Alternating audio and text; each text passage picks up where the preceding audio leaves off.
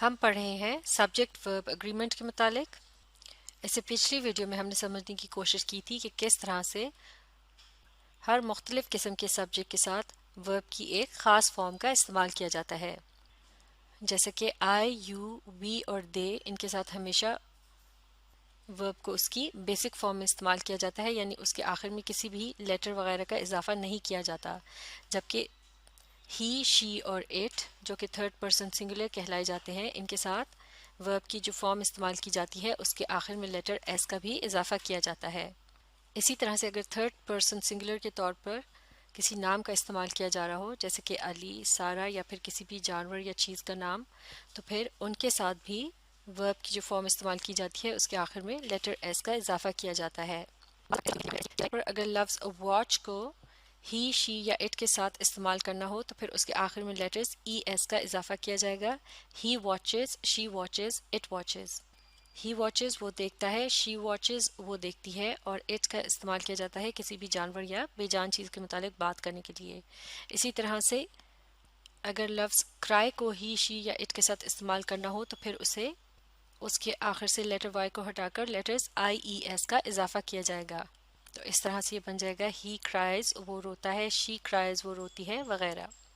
जबकि अगर इन्हीं अल्फाज को आई, यू, वी या दे के साथ इस्तेमाल करना हो तो फिर उनके आखिर में इन इजाफी लेटर्स को इस्तेमाल नहीं किया जाएगा और उन वर्ब्स को उनकी बेसिक फॉर्म में ही इस्तेमाल किया जाएगा। जैसे कि आई वॉच यानी मैं देखता हूँ, यू वॉच तुम देखते हो या तुम सब देखते हो, वी वॉच हम देखते हैं, दे वॉच वो सब देखते हैं।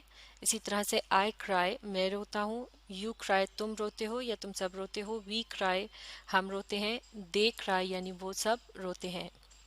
इसी तरह से एक और अहम बात जो हमने सब्जेक्ट वर्ब एग्रीमेंट के लिहाज से सीखी थी वो ये थी कि सब्जेक्ट के नंबर को भी देखना होता है कि उसकी तादाद वाहिद है, सिंगुलर है, या वो एक से ज़्यादा है यानी प्लूरल है।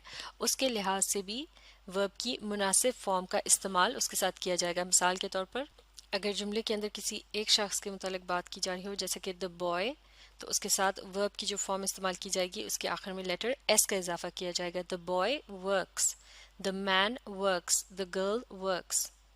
लेकिन अगर सब्जेक्ट प्लूरल हो यानी तादाद में एक से ज़्यादा हो, जैसे कि द बॉयज़ यानी लड़के, तो फिर उसके साथ जो वर्ब इस्तेमाल किया जाएगा उसके आखिर में किसी भी लेटर का इजाफा नहीं किया जाएगा, जैसे कि the boys work, the girls work, the main work वगैरह। इसी तरह से जब जुमलों के अंदर वर्ब टू बी का इस्तेमाल किया जाता है, जैसे कि वर्ब टू बी की तीन प्रेजेंट फॉर्म्स हैं, इज, एम, आर, जबकि इसकी पास्ट फॉर्म्स हैं वॉज और वर। तो अब वर्ब टू बी का जब जुमलों में इस्तेमाल किया जाता है तो यहाँ भी सब्जेक्ट वर्ब एग्रीमेंट का ख़ास ख्याल रखना पड़ता है। जैसे कि अगर लफ्ज़ आई को सब्जेक्ट के तौर पर इस्तेमाल किया जा रहा हो तो इसके साथ हमेशा वर्ब टू बी की जो फॉर्म इस्तेमाल की जाती है वो है प्रेजेंट टेंस के अंदर आई एम, जबकि पास्ट टेंस में ये हो जाएगा आई वॉज। यानी आई के साथ इज या आर का इस्तेमाल नहीं किया जाता। इसी तरह से आई के साथ पास्ट टेंस में वर का इस्तेमाल नहीं किया जाता बल्कि वॉज का किया जाता, माफ़ कीजिएगा, पास्ट टेंस वाले जुमलों में आई के साथ हमेशा वॉज का ही इस्तेमाल किया जाता है, सिवाय एक सिचुएशन के जब हम कोई ख्वाहिश कर रहे होते हैं। जैसे कि अगर ये कहा जाए कि काश मैं मुल्क का प्राइम मिनिस्टर होता, तो ये जुमला होगा I wish I were the prime minister, क्योंकि जब भी जुमले में विश का लफ्ज़ इस्तेमाल किया जाएगा तो वहाँ आई के साथ वर का लफ्ज़ इस्तेमाल किया जाएगा। लेकिन इसके अलावा बाकी तमाम जुमलों में आई के साथ हमेशा पास्ट टेंस के अंदर वॉज का लफ्ज़ ही इस्तेमाल किया जाएगा। अब इसी तरह से लफ्ज़ यू के साथ प्रेजेंट टेंस वाले जुमलों में हमेशा लफ्ज़ आर का इस्तेमाल किया जाता है। आई एम का तर्जुमा है मैं हूँ, आई वॉज मैं था। इसी तरह से यू आर का तर्जुमा होगा तुम हो या तुम सब हो। और पास्ट टेंस वाले जुमलों के अंदर यू के साथ हमेशा वर के लफ्ज़ का इस्तेमाल किया जाता है, यानी जो वर्ब इस्तेमाल किया जाता है वो है वर, जो कि वर्ब टू बी की पास्ट फॉर्म है। यू वर यानी तुम थे या तुम सब थे। अब इसी तरह से जो थर्ड पर्सन सिंगुलर होते हैं यानी कि ही, शी और इट, इनके साथ हमेशा لفظ از کا استعمال کیا جاتا ہے، جیسے کہ ہی از وہ ہے، شی از وہ ہے، اٹ از وہ ہے. جبکہ پاسٹ ٹینس والے جملوں میں ہی کے ساتھ جو ورب ٹو بی کی فارم استعمال کی جائے گی وہ ہوگی ہی واز، اور اسی طرح سے شی واز اور اٹ واز. لفظ وی کے ساتھ ورب ٹو بی کی جو فارم استعمال کی جاتی ہے پریزنٹ ٹینس والے جملوں میں وہ ہے وی آر، یعنی ہم ہیں. جبکہ پاسٹ ٹینس والے جملوں میں وی کے ساتھ استعمال کیا جائے گا ور کا. اسی طرح سے دے کے ساتھ بھی استعمال کیا جاتا ہے پریزنٹ ٹینس کے اندر آر، جبکہ پاسٹ ٹینس میں لفظ ور کا استعمال کیا جاتا ہے. ہی شی اور اٹ کی جگہ اگر کسی شخص یا چیز کا نام استعمال کیا جائے اور وہ تعداد میں ایک ہو تو وہاں بھی اس کے ساتھ از کا استعمال کیا جائے گا، جیسے کہ علی از، سارا از، the cat is, the house is وغیرہ. اور اگر اشارتاً بات کی جائے جیسے کہ دا بوائے، ہی کی جگہ دا بوائے کے لفظ کا استعمال کیا جائے تو وہاں بھی اس کے ساتھ از ہی آئے گا، the boy is, the girl is. جبکہ اگر سبجیکٹ تعداد میں زیادہ ہو جیسے کہ دا بوائز یا دا گرلز تو پھر ان کے ساتھ آر کا استعمال کیا جائے گا. تو اب یہاں یہ بات بھی دیکھی جا سکتی ہے کہ لفظ یو جو ہے وہ چونکہ ایک شخص کے لیے بھی استعمال کیا جا سکتا ہے، جبکہ ایک سے زیادہ لوگوں کے لیے بھی یو کے لفظ کا استعمال کیا جاتا ہے جب وہ آپ کے سامنے موجود ہوں اور آپ ان سے گفتگو کر رہے ہوں تو ان کے نام کی جگہ آپ لفظ یو کا استعمال کرتے ہیں.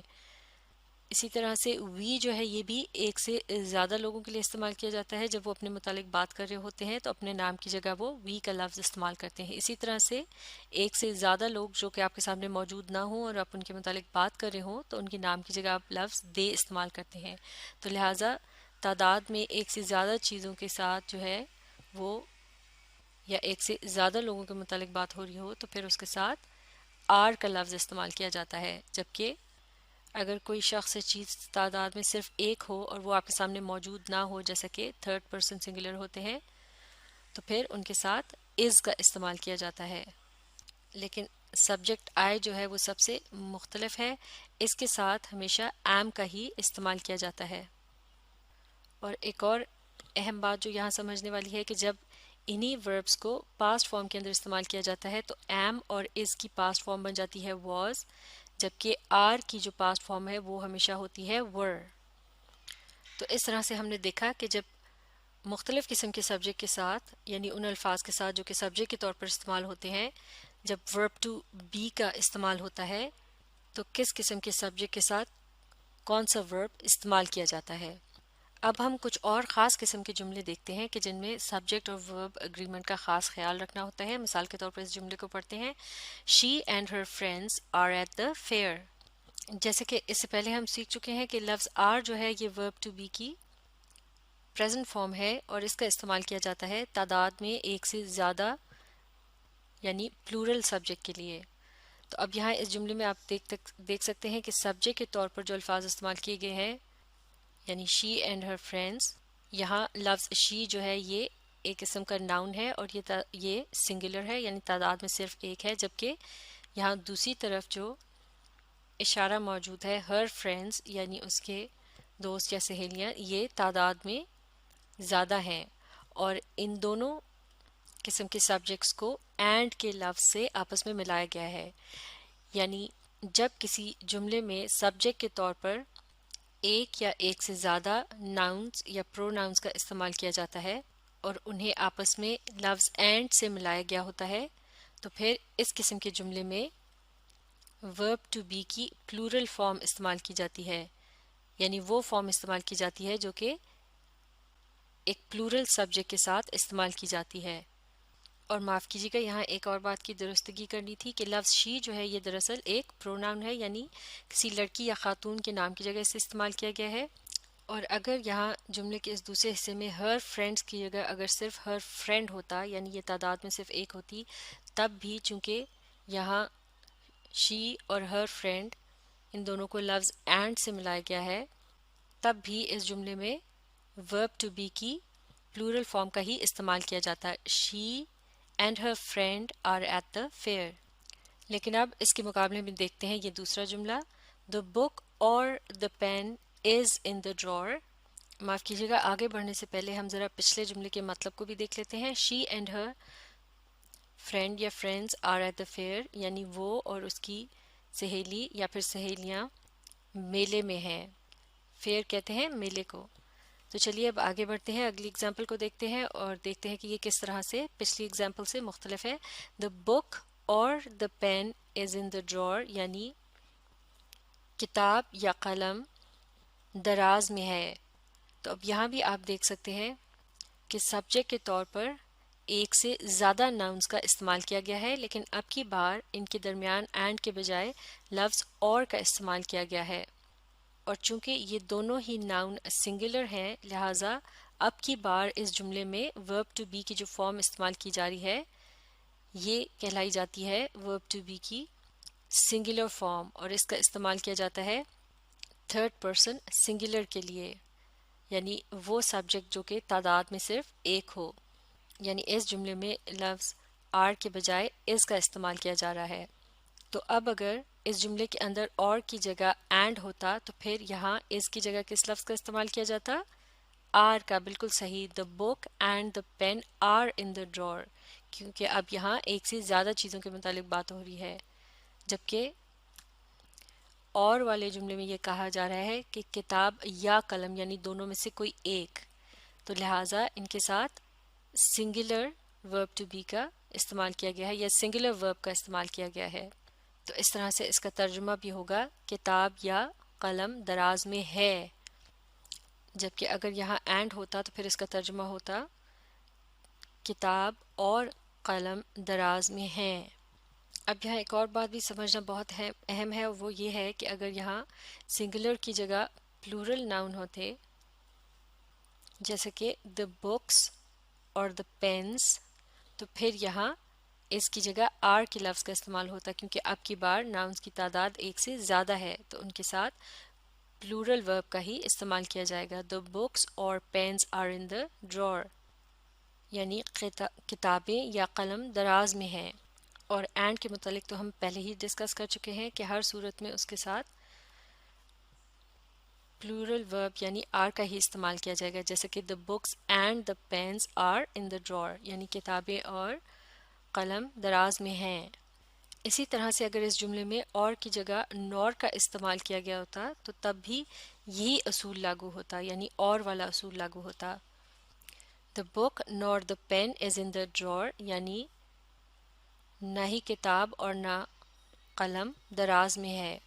तो इसी तरह से और भी बहुत मुख्तलिफ किस्म के जुमले हैं जिनमें सब्जेक्ट वर्ब एग्रीमेंट का ख़ास तरह से ख्याल रखा जाता है, यानी सब्जेक्ट के लिहाज से वर्ब की ख़ास फॉर्म का इस्तेमाल किया जाता है। इनके मुतालिक हम अगली वीडियो में सीखेंगे। अब आप इस वीडियो को रीप्ले कीजिए और इसके साथ साथ जुमलों को पढ़ने, समझने और इनको लिखकर प्रैक्टिस करने की कोशिश जारी रखिए।